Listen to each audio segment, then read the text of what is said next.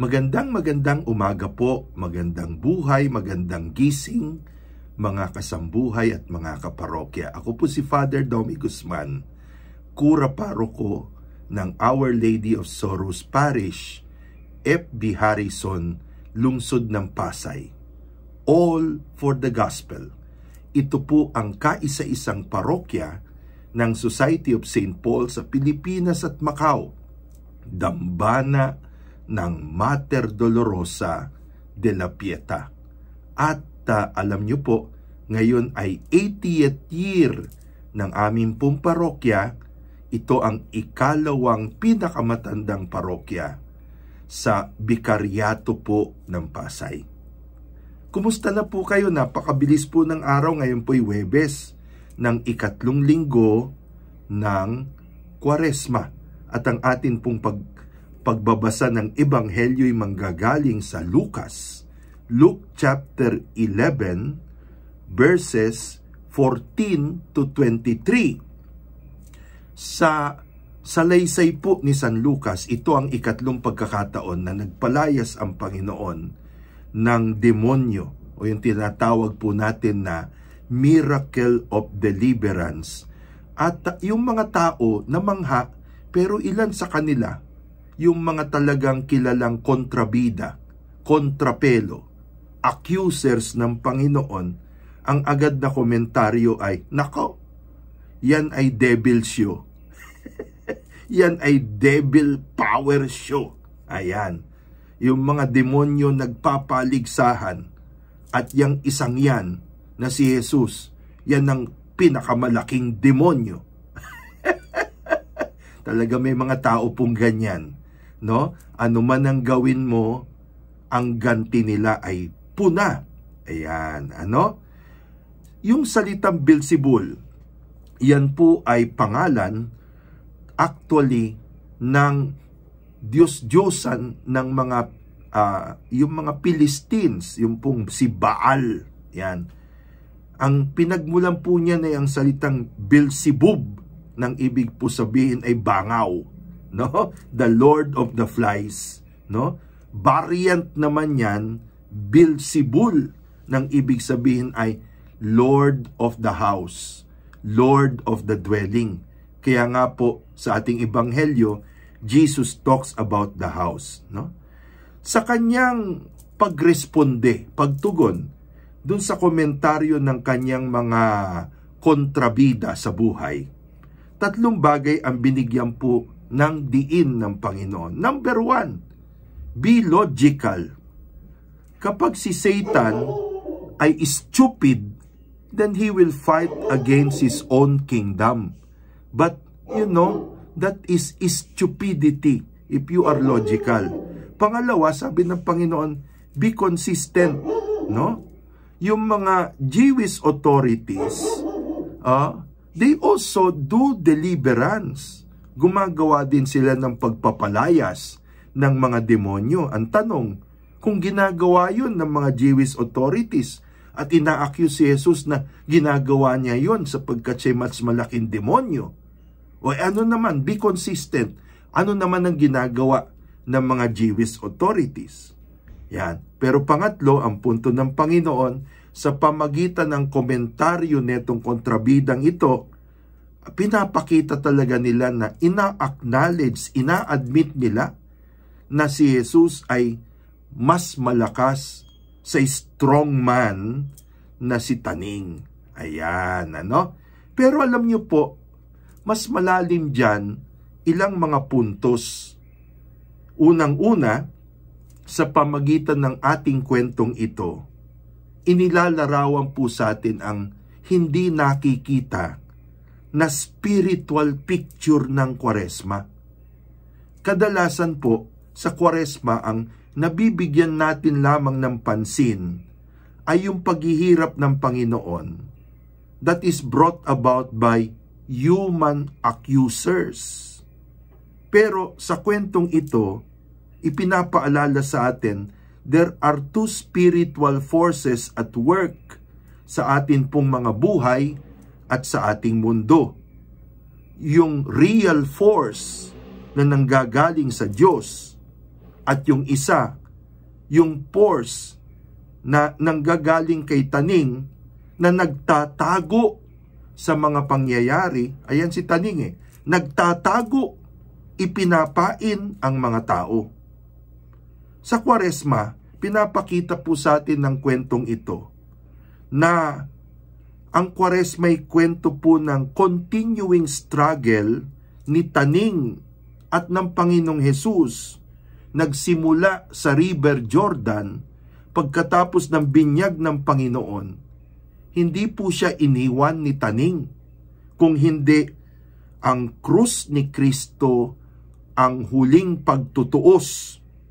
At dito, ang nangyari sa krus definitely ay nanalo ang Panginoong Hesus against Satan by being the obedient son.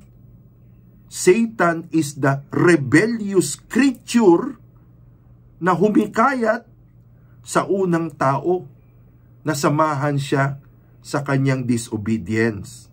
So yun po yung mas malalim na spiritual picture ng Lent na ipinapakita at ina-underline ng episode na ito ng Ebanghelyo.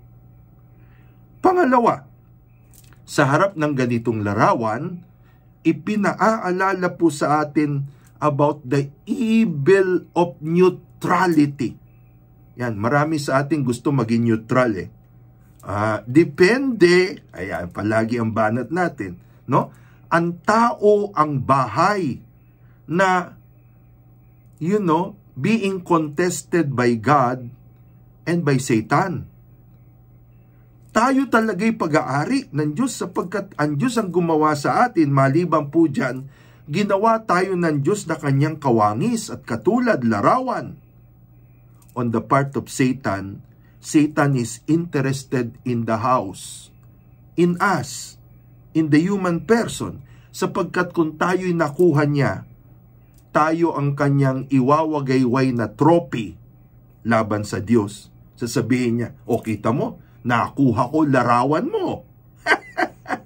So, mga kapatid, being neutral is cowardice. Kailangan tayo po ay mamili. And hopefully, mamili tayo sa side ng Panginoon. Discipleship, brothers and sisters, is not just a struggle against human challenges. Discipleship is not just a challenge against earthly realities, but it is a challenge to obey God against unseen spiritual forces. Sana po sa panahong ito na tayo'y naghahanda para sa renewal of baptism, magawa po natin ang tamang commitment. No? Sana po nakatulong, naka-inspire uli sa inyo itong ating refleksyong pagkagising sa umaga. Paki-like, paki-share, paki-post, paki-repost sa inyo pong timeline at sa timeline ng inyong mga kaibigan, sa timeline ng inyong community. Yan, para marami tayong ma-evangelize. At paki-subscribe po, ask people, ask your community to subscribe sa atin pong YouTube channel na Domi Guzman at gayon din po sa ating Facebook page na Pagkagising sa Umaga at sa page na ito kung saan po tayo nagtatagpo araw-araw. Ayan. At ngayon naman po, hayaan nyo po na akin pong batiin ang ating mga virtual parishioners na nanggagaling naman po sa hanay ng mga pilgrim groups na nasalihan po natin nakilala.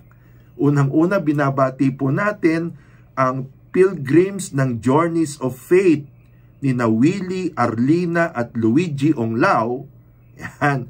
At syempre po, kasama na riyan ang staff ng Journeys of Faith, no? Si Marites na palagi nating nakasama sa mga pilgrimage. Ang spell group, Sapphires and Sapphire Plus.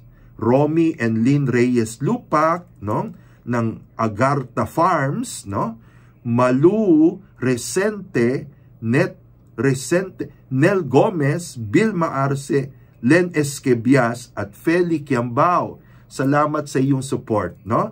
Yellow Group naman po, blessings po kina Attorney Grace Lara, kasama po si Sir Jerry, Attorney Jane San Benaventura, Dr. Cora Cabral, Attorney Grace Pulido Tan, at Nonoy Tan, Bell at William D, Rose Lee, belated happy birthday, Rose D. C. at Highland C. at si Chrissy, Mary Joyce Brillo, Geraldine Lee, Jimmy Olaso, Mr. and Mrs. Benji Datok, Mr. and Mrs. Mario Alingalan. Ayan. Gayon din po, nais nating batiin naman ang mga pilgrims ng 2017, ang buong angkan ni Joe Barameda, ang mag-asawang Rodriguez, si Pinky Esguera, at ang magkapatid si Sister Marta at si Lisa Bruan, at syempre ang mag-asawang Bibo Waga. Ayan. At sa 2019 Journeys of Faith din naman na grupo ng Pilgrims to the Holy Land, binabati po natin ang Tomcat couple, si Catherine at Tom Kane, no? Nasa Amerika pa yata ito. Si Father Divine Rabang, si Nana Marie, Raymond and Tammy, belated happy birthday. Si Mon at Lady Bird Pineda, si Noel Mercy at Trish Paraso, Maricel Salapantan, Marisa Mara Aboitis, si Bernice, si Jean Gloria and the entire clan, si Nibungko, ang Nibungko couple, si Ate Imelda, no? Gay Vasquez, Emma at Leo Garcia at Luz and Hernan Clemente. Pagbati rin po sa pilgrimage group din na galing naman sa Light Community, Odette de Guzman, Susan Calalo, Dennis at Lori Cadiz, Jonah Ablasa, Debbie Albert Estrella, Angie Machika. Binabati natin siyempre ang kabuuan ng Light Community, Adora, De Quito, Annalyn, Jean de Guzman, Delphine at May Heneta, at ang travel group po ni Susan Limhoko at ang kanyang anak na si Tonton, si Manny at Norsky Garcia, Efren Enriquez, Jeg Enriquez at Tess, no? Enriquez, Evelyn Mercado, Marcelo, Benji Maanlolim and family, Mon at Rodora Obias, Michael at Mario Bonguy, Belen Behasa at Cecil Saavedra, at si Philip at Cora Castor. At ngayon po, atin pong italaga ang maghapon to spend the day well. My dear and sweet Mother Mary, keep your holy hand upon me. Guard my mind, my heart, my senses, that I may never commit sin. Sanctify my thoughts, affections, words, actions, that I may please you and your Jesus, my God, and reach heaven with you. Jesus and Mary, give me your most holy blessings. In the name of the Father, and the Son, and the Holy Spirit. Amen. Pagpalain po tayo.